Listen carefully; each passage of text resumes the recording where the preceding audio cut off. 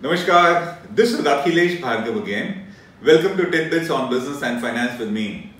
It is not just in India, but it has been a worldwide phenomenon where millions of people, or rather crores of people, have been duped and cheated by those entities and companies who have promoted illegal deposit schemes, popularly called Ponzi schemes. These particular schemes offer fantastic and fabulous return to the depositors, and it is there where they get lured and trapped by them.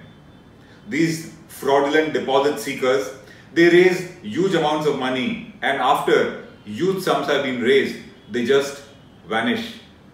While the depositors get lured and trapped because of their own greed, it is they who have sought fantastic, fast returns on their investments, which are actually not viable. So while it is their greed which is to blame for them getting cheated, but yet it is the duty and responsibility of the law to yet protect them. In India, we have a very comprehensive set of laws to protect depositors. These laws actually make it illegal for anybody except under permitted conditions to raise deposits from the public. Thus, as a general rule, a company is banned from taking public deposits. Banks and NBFCs are permitted to raise deposits from the public strictly and only as per the RBI guidelines, and so is the case with cooperative banks and cooperative societies. Mutual funds are permitted to raise money from the public only under the SEBI guidelines, and even a listed company which comes out with a deposit scheme needs to comply with the SEBI guidelines. Insurance companies need to follow guidelines of the IRDA to be able to raise money from the public. And every state has very stringent criminal laws which make it a crime for anybody to have illegally raised deposits from the public and cheated them. And these criminal laws, like we have the MPID in Maharashtra, they entail long jail terms for those criminals, those fraudsters who have managed to lure the gullible public into giving deposits on the promise of fantastic returns. The fact remains is that despite such a comprehensive framework of laws, we still have Ponzi schemes that do come up. The recent case of West Bengal is one such recent instance. The entire state of West Bengal was affected by Ponzi schemes.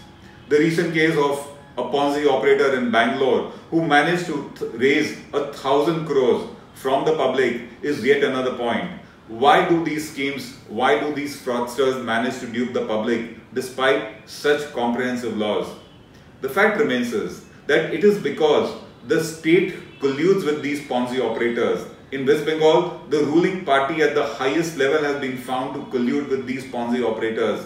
In the Bangalore case, it was found that RBI, SEBI and the local authorities were negligent in taking action. They colluded in a way. It is because of this kind of a collusion or abetment that Ponzi operators still manage to operate. Otherwise, if the regulators were vigilant, if the state administration was not willing to collude or did not benefit from these Ponzi schemes, as per the present framework, these Ponzi operators, these illegal deposit schemes would not have ever taken off. Now, in this entire framework of laws, what is missing is regulation of individuals and unregistered entities. There are no specific laws that bar individuals and unregistered entities from taking deposits from the public. And it was seen in West Bengal that it was through this route also that depositors were lured and Ponzi schemes were floated. In order to prevent these kind of fraudulent individuals, in order to ensure that Ponzi schemes do not come from these individuals who operate below the radar, very surreptitiously and secretively and are found out only after they have raised huge funds, in order to ban them, to prevent them, the government has come up with a recent ordinance which is called the Banning of Unregulated Deposit Schemes Ordinance. This ordinance has raised a lot of confusion. It has raised a hue and cry. Let us look at the salient features of the ordinance in order to dispel this confusion, or at least to be able to analyze whether there are grey areas which are a matter of concern. The first one, under this ordinance, a deposit means money received by a deposit taker in any form with a promise to return. So if a person receives money without a promise to return, take donations, take charities, take grants, take gifts, those do not come under the definition of a deposit for the purpose of this ordinance and are not banned.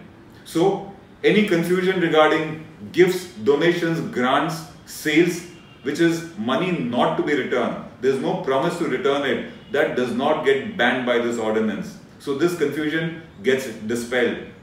The second one, under this ordinance, an individual is permitted to take money only from his relatives, and so is the case of a partnership firm which can take deposits only from the relatives of the partners.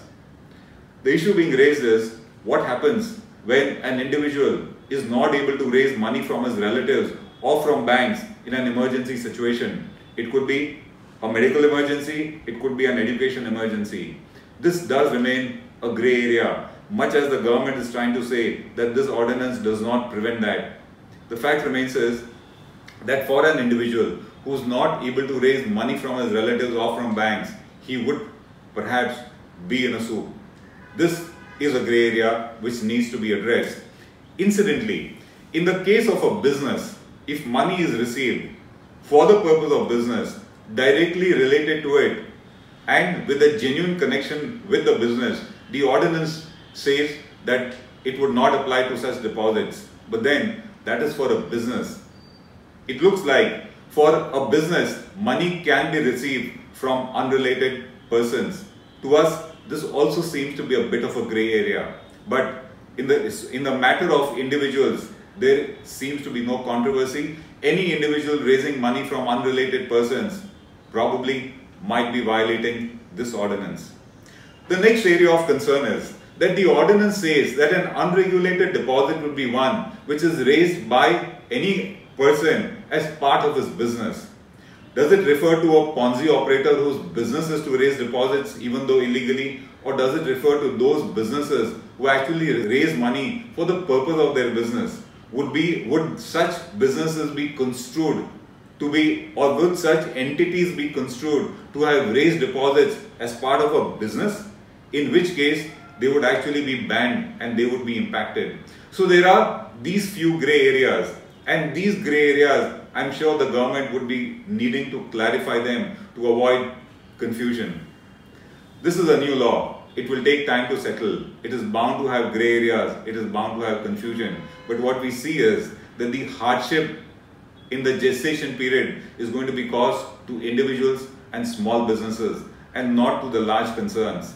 They need to be clarified at the earliest, because otherwise, if an individual takes money from non-relatives in an emergency, he would all the time be confused and be thinking that he has violated this ordinance. This is Akhilesh Bhargav signing off till we meet again. Namaskar. If you like this video, please share it, and we would love to hear your comments in the comments section down here.